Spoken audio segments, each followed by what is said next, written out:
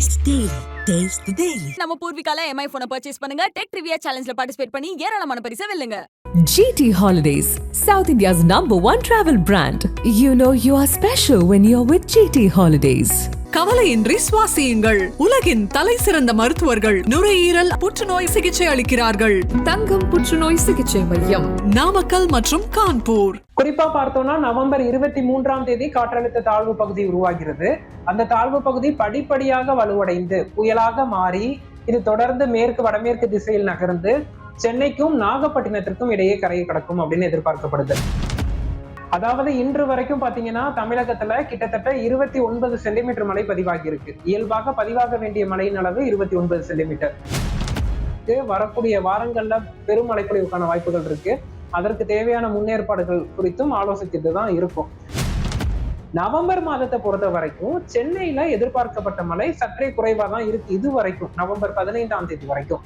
அதற்கு முக்கிய காரணம் அட்லாண்டிக், பசிபிக் போன்ற மற்ற பெருங்கடல்ல இருக்கக்கூடிய பெரு நிகழ்வுகள் தானோ தவிர, உதாரணத்துக்கு 2023 ஆண்டும் மிக்ஜம் புயல் டிசம்பர் முதல் வாரத்துல தான் வந்துச்சு. கன்னியாகுமரி உள்ளிட்ட தென் மாவட்ட நிகழ்வும் டிசம்பர் மத்தியில தான் ஏற்பட்டுச்சு. டிசம்பர் மாதம் வரைக்கும் பெரிய மழைப்பொழிவு இல்லை. இந்த ஆண்டும் அதே போலதான் நவம்பர் இறுதி வாரம் மற்றும் டிசம்பர் முதல் அரை பகுதிகளில்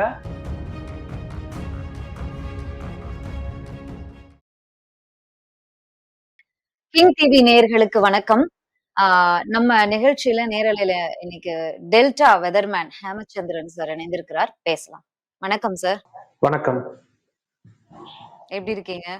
நல்லா இருக்கேன். நீங்க எப்படி இருக்கீங்க? நல்லா இருக்கேன். ஜெனரலி நமக்கு சீசன்ஸ் இருக்கு. பட் இந்த மழை சீசனை ஒரு சில வருடங்களாக நம்மளால கணிக்கவே முடியல.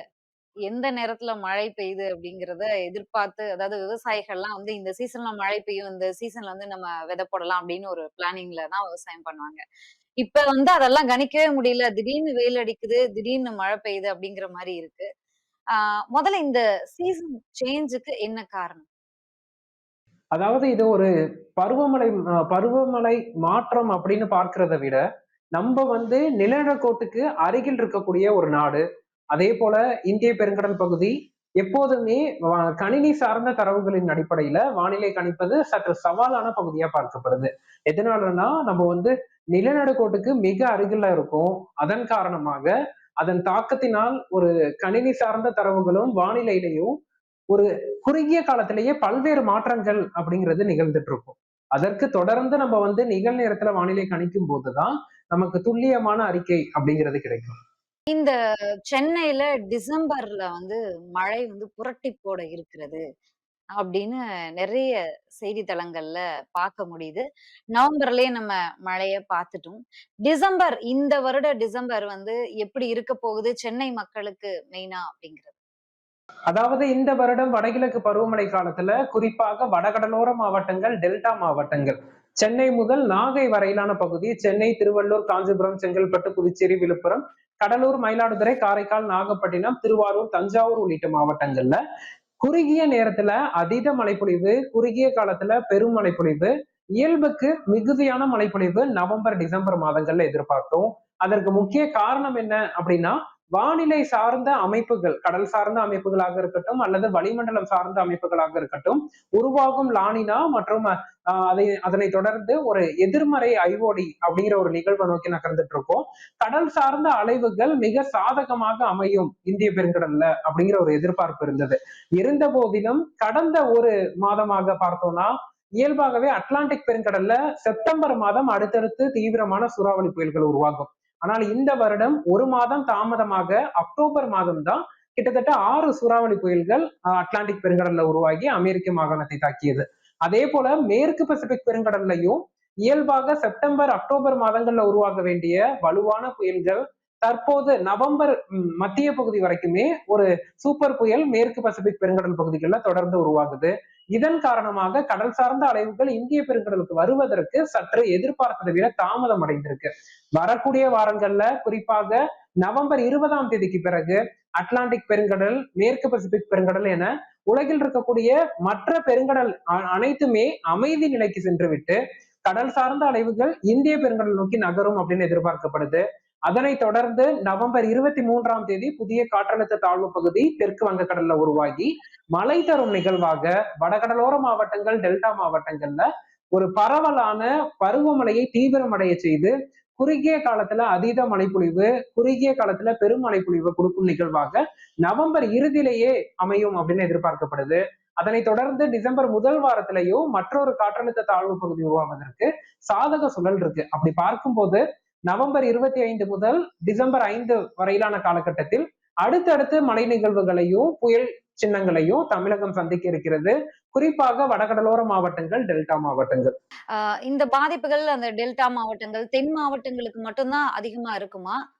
இல்ல, இந்த முறை தென் மாவட்டங்கள்ல கடந்த ஆண்டு 2023ஆம் ஆண்டு தூத்துக்குடியில ஒரே நாளில் 24 மணி நேரத்தில் 95 சென்டிமீட்டர் மழை பதிவானதை பார்த்தோம்.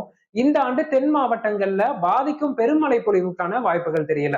ஓரிரு நாட்கள் மிக கனமழை பதிவாவதற்கான வாய்ப்புகள் இருக்கோ தவிர பாதிக்கும் பெருமழைக்கான வாய்ப்பு தென் மாவட்டங்களான புதுக்கோட்டை, ராமநாதபுரம், தூத்துக்குடி, திருநெல்வேலி, கன்னியாகுமரி மாவட்டங்கள்ல இல்ல. மிக கனமழையும் ஓரிரு இடங்கள்ல 20 சென்டிமீட்டர் கிட்ட மழைப்பொழிவும் தென் மாவட்டங்கள்ல ஓரிரு நாட்கள் அமையலாம். ஆனால் டெல்டா மாவட்டங்கள் மற்றும் வடகடலோர மாவட்டங்கள், சென்னை முதல் நாகை வரையிலான மாவட்டங்கள், சென்னை, திருவள்ளூர், காஞ்சிபுரம், செங்கல்பட்டு, புதுச்சேரி, விழுப்புரம், கடலூர், மயிலாடுதுறை, காரைக்கால், நாகப்பட்டினம், திருவாரூர், தஞ்சாவூர் மாவட்டங்கள்ல இயல்புக்கு மிகுதியான மழைப்பொழிவும் குறுகிய காலத்துல பெருமழை பொழிவும் வரக்கூடிய நாட்கள்ல நம்ம எதிர்பார்க்கலாம். குறிப்பா நவம்பர் இறுதி முதல் டிசம்பர் முதல் அரை பகுதியில பருவமழை மிக தீவிரமடைவதற்கு சாதகமான சூழல் உருவாகி வருகிறது. ஓகே. ஜென்ரலா வானிலை அப்படிங்கிறது, அதாவது மழை பெய்யுமா பெய்யாதா, இந்த மாதம் இவ்வளவு இருக்கும், இல்ல இந்த இன்னும் 2 நாட்கள்ல 10 மாவட்டங்கள்ல மழை பெய்ய வாய்ப்பு இருக்கு அப்படின்ற மாதிரி தகவல்களை வானிலை ஆய்வாளர்கள் எல்லாருமே குடுக்குறீங்க. எத்தனை நாளைக்கு முன்னதாக கணிக்க முடியும் சரியாக? அதாவது இந்த ஆண்டு வடகடலோர மாவட்டங்கள், டெல்டா மாவட்டங்கள்ல பாதிக்கும் மழைப்பொழிவு இருக்கு. 2 புயல்கள் இந்த ஆண்டு நவம்பர், டிசம்பர் மாதங்கள்ல உருவாகும் என்பதை நம்ம செப்டம்பர் மாதம் முதல் வாரத்திலேயே இந்த அறிக்கையில குறிப்பிட்டிருந்தோம். அப்படி பார்க்கும்போது நீண்ட கால அறிக்கையிலேயே ஓரளவுக்கு துல்லியத்தன்மை கிடைக்கும்.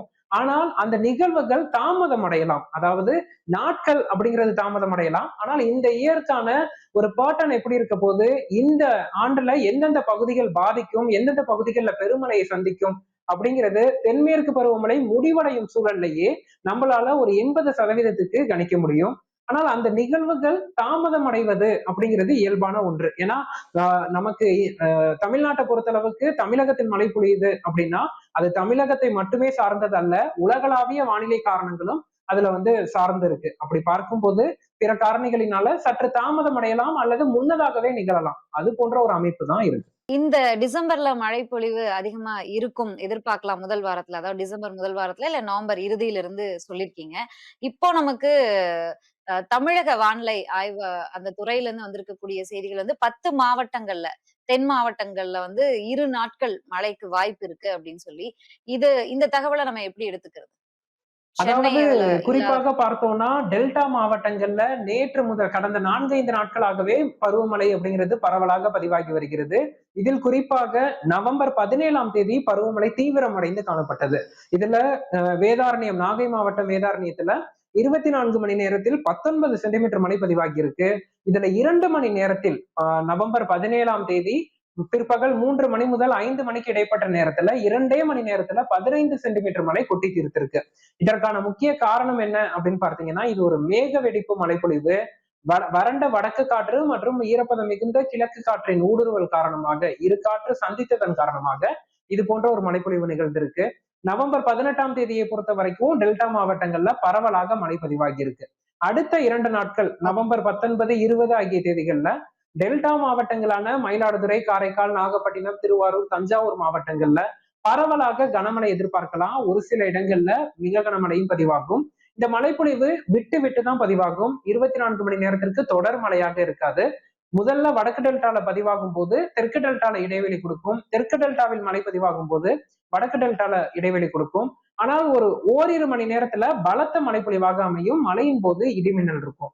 டெல்டா மாவட்டங்கள்ல மட்டுமே மழை வாய்ப்பா அப்படின்னா கண்டிப்பா இல்ல. தென் மாவட்டங்களான புதுக்கோட்டை, ராமநாதபுரம், தூத்துக்குடி, திருநெல்வேலி உள்ளிட்ட மாவட்டங்கள்லயும் குறிப்பா கடலோர மாவட்டங்கள்ல பரவலாக கனமழை எதிர்பார்க்கலாம். தூத்துக்குடி, ராமநாதபுரம் மாவட்டத்தின் ராமேஸ்வரம், பாம்பன் போன்ற பகுதிகள்ல இது நவம்பர் 20ஆம் தேதி வரைக்கும் நீடிக்கும். நவம்பர் 20ஆம் தேதி முதல் மழையின் தாக்கம் படிப்படியாக டெல்டா மாவட்டங்கள், தென் மாவட்டங்கள்ல குறைந்து நவம்பர் 20ஆம் தேதி இரவு முதல் முழுமையாக இந்த சுற்று மழைப்பொழிவு அப்படிங்கிறது நிறைவு பெறும். அதனைத் தொடர்ந்து மீண்டும் கிழக்கு திசை காற்றின் ஊடுருவல் காரணமாக நவம்பர் 23ஆம் தேதி முதல் சென்னை முதல் நாகை வரையிலான வடகடலோர மாவட்டங்கள், டெல்டா மாவட்டங்கள்ல மழைப்பொழிவு தொடங்கும். படிப்படியாக தீவிரமடைந்து நவம்பர் 25ஆம் தேதி இரவு முதல் மழையின் தாக்கம் தீவிரமடையும் 3ஆம் சுற்று வடகிழக்கு பருவமழையும் நம்ம எதிர்பார்க்கலாம். ஒரு வருடத்திற்கான மழைப்பொழிவு இவ்வளவு பெர்சன்டேஜ் இருக்கும் அப்படின்னு கணிக்க முடியும் அப்படின்னு சொல்லியிருந்தீங்க. இந்த 24வது வருடத்திற்கான மழைப்பொழிவு எவ்வளவு இருக்கும்னு நீங்க முன்ன கணிச்சிருந்தீங்க. அதுல எத்தனை பெர்சன்ட் இப்ப வரைக்கும் முடிஞ்சிருக்கு? ஏன்னா இந்த டிசம்பர்ல எதிர்பார்ப்பதற்கான அந்த பெர்சன்டேஜ். அதாவது இன்று வரைக்கும் பாத்தீங்கன்னா தமிழகத்துல கிட்டத்தட்ட 29 சென்டிமீட்டர் மழை பதிவாகி இருக்கு. இயல்பாக பதிவாக வேண்டிய மழையின் அளவு 29 சென்டிமீட்டர். மழைப்பொழிவு அப்படிங்கிறது தீவிரமடைவதற்கான சூழல் இருக்கும் பட்சத்துல இயல்பாக அக்டோபர், நவம்பர், டிசம்பர் மாதங்கள்ல 3 மாதங்கள்ல கிட்டத்தட்ட 44 சென்டிமீட்டர் மழைப்பொழிவு தமிழகத்துல பதிவாகணும். அப்படி பார்க்கும்போது கிட்டத்தட்ட 15 சென்டிமீட்டர் மழை தேவைப்படுகிறது நமக்கு இயல்பை எட்டுவதற்கு. அதனை தாண்டி இயல்புக்கு மிகுதியான மழைப்பொழிவு தான் இந்த ஆண்டு எதிர்பார்க்கிறோம். அதன் காரணமா வரக்கூடிய நவம்பர் இறுதி வாரம் முதல் டிசம்பர் மாதத்துல பருவமழை தீவிரமடைந்து இயல்புக்கு மிகுதியான மழைப்பொழிவு கொடுக்கும் அப்படின்னு எதிர்பார்க்கப்படுது. ஓகே. நம்ம முன்னாடி பேசும்போது நீங்களே சொல்லியிருந்தீங்க, அமெரிக்கா புளோரிடா மாகாணம் இந்த அளவுக்கு சந்திச்சது புயல் பிளஸ் மழை. பிளஸ் ஸ்பெயின் எந்த அளவுக்கு மழையால பாதிக்கப்பட்டது. நம்ம நம்ம இந்தியாலயுமே எத்தனை மாநிலங்கள் மழை பொழிவு இந்த அளவுக்கு அதிகமா இருந்திருக்கு. எதிர்பார்ப்பதை விட இவ்வளவு அதிகமான மழை பொழிவு ஏன் கணிக்க முடியல அப்படிங்கிற ஒரு ரீசன். பிளஸ் வானிலை ஆய்வாளர்கள் அரசிற்கு எந்தெந்த தகவல்களை முன்கூட்டியே கொடுக்க முடியும், கொடுத்தா அரசும் முன்னேற்பாடுகளை செய்வதற்கு பயனுள்ளதாக இருக்கும் அப்படிங்கிறது உங்களுடைய கருத்து? அதாவது பார்த்தோம்னா இந்த ஆண்டை பொறுத்த வரைக்கும் நவம்பர், டிசம்பர் மாதங்கள்ல, அக்டோபர் மாதம் அல்லாமல் நவம்பர், டிசம்பர் மாதங்கள்ல இயல்புக்கு மிகுதியான மழைப்பொழிவு, குறுகிய காலத்துல பெரும் மழைப்பொழிவு, குறுகிய நேரத்துல அதீத மழைப்பொழிவு வடகடலோரம், சென்னை உள்ளிட்ட வடகடலோரம், டெல்டா மாவட்டங்கள்ல பதிவாகும் என்பதை செப்டம்பர் முதல் வாரமே கணித்து இது தொடர்பான அறிக்கை நமக்கு பேரிடர் மேலாண்மை துறை செயலாளரான திரு அமுதா IAS அவர்களுக்கும், அதே போல மாவட்ட ஆட்சியர்கள் அவர்களுக்கும், கடலோர மாவட்ட ஆட்சியர்கள் அவர்களுக்கும் செப்டம்பர் முதல் வாரத்திலேயே சமர்ப்பணம் பண்ணிருக்கோம். அதே போல தொடர்ந்து அதீத கனமழைக்கான வாய்ப்புகள் இருக்கு. வரக்கூடிய வாரங்கள்ல பெருமழைப்பொழிவுக்கான வாய்ப்புகள் இருக்கு. அதற்கு தேவையான முன்னேற்பாடுகள் குறித்தும் ஆலோசித்துட்டு தான் இருக்கும். இது வரக்கூடிய வாரங்கள்ல பருவமழை தீவிரமடையும் போது இதற்கான முன்னெச்சரிக்கை ஏற்பாடுகள் என்ன மாதிரி இருக்கிறாங்க அப்படிங்கிறத நம்ம பொறுத்திருந்து தான் பார்க்கணும் அரசு துறையில. ஓகே. செய்தி ஊடகங்கள்ல, தொலைக்காட்சிகள்ல எல்லாம் மேப் போட்டுட்டு அவங்க எக்ஸ்பிளைன் பண்ணுவாங்க. இந்த பகுதிகள்ல பருவமழை இப்படி நோக்கி புயல் நகருது. இந்த மாநிலம் இந்த இடத்துல பகுதியில வசிக்கிறவங்களுக்கு தான் மழைப்பொழிவு அதிகமா இருக்கும் அப்படி இப்படின்னு அவங்க நிறைய எக்ஸ்பிளைன் பண்ணுவாங்க இல்லையா? அதையெல்லாம் பார்க்கும்போது ஒரு வானிலை ஆய்வாளரா உங்களுக்கு என்ன தோன்றது?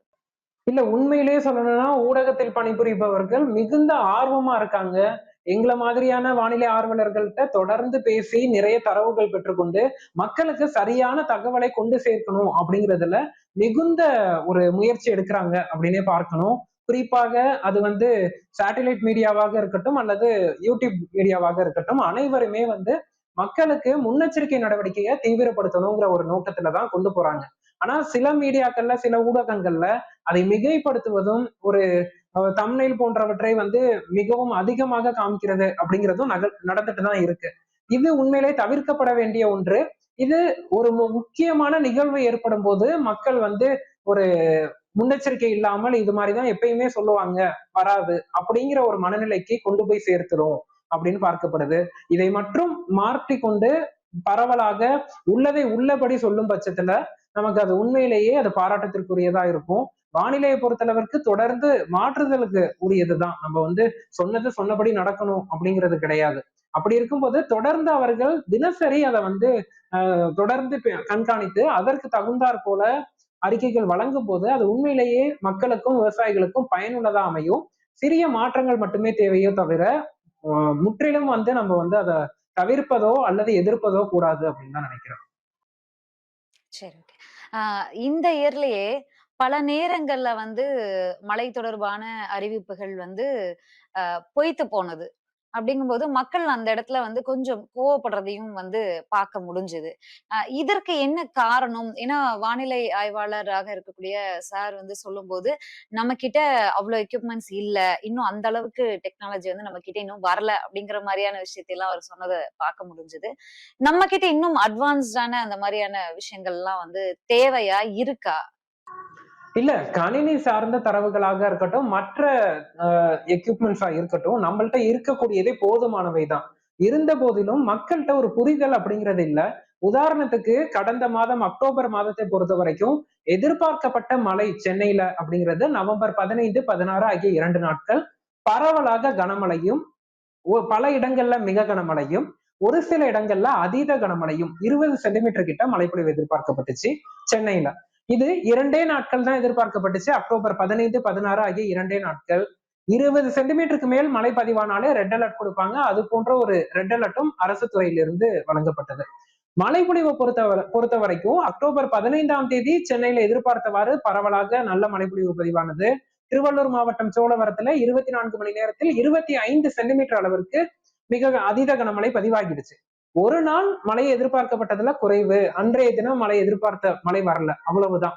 இது வானிலை கணிக்கும் முறையில பார்க்கும்போது இது பெரிய ஒரு மாற்றம் கிடையாது. இது ஆனா மக்கள் மத்தியில எப்படி புரிஞ்சுக்கிட்டாங்கன்னா, மிக்ஜம் போன்ற மழைப்பொழிவு அப்படிங்கிற ஒரு உதாரணத்தை எடுத்துக்கொண்டு மக்களும் ஊடகங்களும் அதை நோக்கி பயணித்ததன் காரணமா அக்டோபர் மாதத்துல எதிர்பார்த்த மழை வரலங்கிற ஒரு ஏக்கம் அவங்களுக்கு வந்துருச்சு. நவம்பர் மாதத்தை பொறுத்த வரைக்கும் சென்னையில எதிர்பார்க்கப்பட்ட மழை சற்றே குறைவா தான் இருக்கு இது வரைக்கும், நவம்பர் 15ஆம் தேதி வரைக்கும். அதற்கு முக்கிய காரணம் அட்லாண்டிக், பசிபிக் போன்ற மற்ற பெருங்கடல்ல இருக்கக்கூடிய பெரு நிகழ்வுகள் தானோ தவிர ஒட்டுமொத்தமா இந்த ஆண்டு மழைப்பொழிவு பொய்த்து விட்டது, மழைப்பொழிவு இனி பெரிதாக இருக்காது அப்படிங்கிற ஒரு எண்ணத்துல மக்கள் இருக்க தேவையில்ல. கண்டிப்பாக நவம்பர் இறுதி, டிசம்பர் முதல் வாரத்துல பருவமழை தீவிரமடையும். குறுகிய காலத்துல அதீத மழைப்பொழிவு வடகடலோரம் டெல்டா மாவட்டங்கள்ல ஏற்படும். சென்னை முதல் நாகை வரை மிகுந்த எச்சரிக்கையாக இருப்பது நல்லது. அதற்கு ஒரு உதாரணமாக தான் தற்போது கடல் சார்ந்த அலைவுகள் வந்திருப்பதன் அடிப்படையில நவம்பர் 17ஆம் தேதி நாகை மாவட்டம் வேதாரண்யத்தில் 2 மணி நேரத்தில் 15 சென்டிமீட்டர் மழை பதிவாகி இருக்கு. இது மேக வெடிப்பு போன்ற ஒரு மழைப்பொழிவு. இது போன்ற மழை சென்னையில் நிகழ்ந்திருந்தா இது பெரும் பேசும் பொருளாக மாறி இருக்கும். வரக்கூடிய வாரங்கள்ல சென்னையில் இது போன்ற மழைக்கான வாய்ப்புகளும் இருக்கு. அதன் காரணமா மக்கள் அச்சப்படாமல் ஆக்கப்பூர்வமான முன்னேற்பாடுகள் எடுக்கும்போது கண்டிப்பாக இந்த இயற்கை பெருநிகழ்வுகளை நம்ம சமாளிக்கும் அளவிற்கு ஒரு தைரியமும் திறனும் கிடைக்கும் அப்படின்னு எதிர்பார்க்கலாம். ஓகே. வரக்கூடிய காலங்கள்ல சென்னையில இது போன்ற அதீத மழைய நேரிட வேண்டியிருக்கும் அப்படின்னு சொல்லியிருந்தீங்க. எந்த தேதிகள்ல அப்படின்னு சொன்னாங்க? குறிப்பா பார்த்தோம்னா நவம்பர் 23ஆம் தேதி காற்றழுத்த தாழ்வு பகுதி உருவாகிறது. அந்த தாழ்வு பகுதி படிப்படியாக வலுவடைந்து புயலாக மாறி இது தொடர்ந்து மேற்கு வடமேற்கு திசையில் நகர்ந்து சென்னைக்கும் நாகப்பட்டினத்திற்கும் இடையே கரையை கடக்கும் அப்படின்னு எதிர்பார்க்கப்படுது. இது சென்னை முதல் நாகைங்கிறது பெரிய பகுதி. ஏன் நம்ம அப்படி பெரிய பகுதியை குறிப்பிடுறோம் அப்படின்னா, இந்த தாழ்வு பகுதி உருவான பிறகுதான் அது நன்கமைந்த காற்றழுத்த தாழ்வு பகுதி, காற்றழுத்த தாழ்வு மண்டலம், ஆழ்ந்த தாழ்வு மண்டலம், புயல், தீவிர புயல்னு படிப்படியா முன்னேறும். ஒரு தாழ்வு பகுதி உருவாகும் போது எந்த இடத்தில் மையமாக வைத்து கரையை கடக்கும், எந்தெந்த நாட்கள்ல மழையின் தீவிரம் அதிகமா இருக்கும், எந்த மாவட்டங்கள் பெரிதாக மழைப்பொழிவை சந்திக்கும், பாதிப்பு ஏற்படும் என்பதெல்லாம் நமக்கு தெளிவா கிடைக்கும். அப்படி பார்க்கும்போது நவம்பர் 23ஆம் தேதி எந்த இடத்தில் அந்த நிகழ்வு நடக்கும் அப்படிங்கிறத நம்ம உறுதிப்படுத்தலாம். தற்போதைய நிலையில சென்னை முதல் நாகை வரையிலான மாவட்ட மக்கள் சற்றே முன்னெச்சரிக்கையாக இருப்பது நல்லது. முன்னெச்சரிக்கை என்றவுடன் பயப்பட தேவையில்ல, அச்சப்பட கொள்ள தேவையில்லை.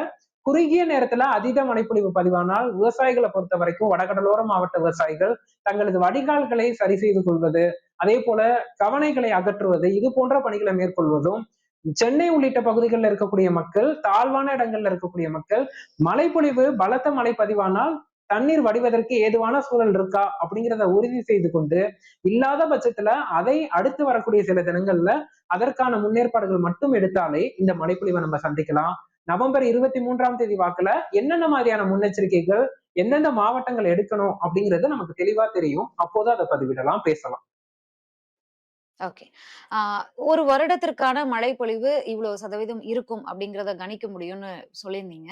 2024 எண்டுல இருக்கோம். 2025க்கான அந்த மழைப்பொழிவு எப்படி இருக்கும்?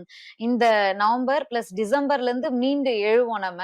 ஜனவரி, பிப்ரவரி இந்த மாரியான ஆரம்ப காலத்துல மழைப்பொழிவு இருக்குமா தமிழகத்திற்கு? 2025ஆம் ஆண்டை பொறுத்த வரைக்கும் ஜனவரி பிப்ரவரி மாதத்துல குளிர்கால மழையும் தமிழகத்தில் இயல்புக்கு அதிகமாக இருக்கும் அப்படின்னு எதிர்பார்க்கப்படுது. குளிர்கால மழையிலையும் மிக கனமழை தமிழகத்தில் பதிவாவதற்கான வாய்ப்புகள் இருக்கு. அதே போல மார்ச் ஏப்ரல் மே மாதங்கள்ல கடந்த 2-3 வருடங்களாக எல்லினோ தாக்கத்தினால் கடும் வெயிலையும் வெப்பத்தையும் நம்ம சந்தித்து வந்தோம். இந்த ஆண்டு 2025ஆம் ஆண்டு கோடை காலத்திலும் தமிழகத்திற்கு மழைப்பொழிவு நாட்கள் இருக்கு. கோடை வெப்பம் அப்படிங்கிறது கடந்த ஆண்டுகளை ஒப்பிடும் வகையில சற்றே குறைவா இருக்கும் அப்படின்னு எதிர்பார்க்கலாம். அதாவது வெப்பமே இருக்காதுன்னு சொல்லல, கடந்த 2 ஆண்டுகளை ஒப்பிடும் போது இந்த 2025ஆம் ஆண்டு கோடை வெப்பம் இயல்புக்கு சற்று குறைவா இருக்கும். ஆனா வெப்பமான நாட்களும் இருக்கும், மழைப்பொழிவு நாட்களும் கூடுதலா இருக்கும் அப்படின்னு எதிர்பார்க்கலாம். ஓகே. 2024ல மிக்ஜாம் புயல் அப்படி இப்படின்னு நிறைய விஷயங்களை பார்த்துட்டோம். 25ல இந்த மாதிரியான ஏதாவது புயல் ஆபத்துகள்லாம் இருக்கா? அதான் 2 புயல்கள் 2024ஆம் ஆண்டு உருவாகும் அப்படின்னு எதிர்பார்க்கப்படுது. அடுத்தடுத்த நிகழ்வுகளும் உருவாவதற்கு சாதக சூழல் இருக்கு. இந்த 2 புயல்கள்ல ஒரு புயல் மழையை தரும் பெரு நிகழ்வாகவும், மற்றொரு புயல் காற்று பாதிப்பை ஏற்படுத்தும் புயலாகவும் இருக்கும். இது குறித்து அந்த நிகழ்வுகள் உருவாகும் போதுதான் நம்ம உறுதிப்படுத்தலாம் எந்த பகுதிகளில் அதன் தாக்கம் இருக்கும், என்ன மாதிரியான முன்னெச்சரிக்கைகள் அப்படிங்கிறத நம்ம தெளிவுபடுத்தலாம். தற்போதைய நிலையில மழைப்பொழிவு நாட்கள் இருக்கு. இயல்புக்கு மிகுதியான மழைப்பொழிவும் குறுகிய காலத்துல பெருமழை பொழிவும் கண்டிப்பாக இருக்கு. உதாரணத்துக்கு 2023ஆம் ஆண்டும் மிக்ஜம் புயல் டிசம்பர் முதல் வாரத்துலதான் வந்துச்சு. கன்னியாகுமரி உள்ளிட்ட தென் மாவட்ட நிகழ்வும் டிசம்பர் மத்தியில தான் ஏற்பட்டுச்சு. டிசம்பர் மாதம் வரைக்கும் பெரிய மழைப்பொழிவு இல்லை. இந்த ஆண்டும் அதே போலதான் நவம்பர் இறுதி வாரம் மற்றும் டிசம்பர் முதல் அரை பகுதிகளில் நமக்கு அடுத்தடுத்த நிகழ்வுகள் மழையை தரும் வகையிலையும் இயல்புக்கு மிகுதியான மழைப்பொழிவு கொடுக்கும் வகையிலையும் அமையும். குறிப்பாக வடகடலோரம் டெல்டா மாவட்டங்கள், தென் மாவட்டங்கள் மற்றும் மேற்கு மாவட்டங்களை பொறுத்த வரைக்கும் இந்த நவம்பர் டிசம்பர் மாதங்கள்ல மழைப்பொழிவு இருக்கு. ஆனா பாதிக்கும் மழையாக இருக்காது. ஒரு சில மாவட்டங்கள்ல இயல்புக்கு சற்றே குறைவான மழைப்பொழிவும் பதிவாகும் அப்படின்னு எதிர்பார்க்கப்படுது. ஆனால் ஒட்டுமொத்தமா மழையே இருக்காதுன்னு அப்படி எடுத்துக்க வேண்டாம். மழைப்பொழிவு நாட்கள் இருக்கு. பாதிக்காத மழையாகவும் ஒரு சில மாவட்டங்கள்ல இயல்புக்கு சற்றே குறைவான மழையாகவும் தென் மாவட்டங்கள் மேற்கு மாவட்டங்கள்ல அமையும். நன்றி சார், நன்றி. நிறைய விஷயங்களை பேசியிருக்கோம். மீண்டும் நவம்பர் எண்டுக்கு பிறகு சந்திக்கலாம். நன்றி. நன்றி.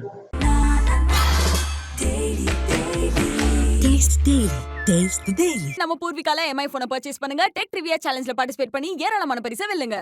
GT Holidays, South India's #1 travel brand. You know you are special when you're with GT Holidays.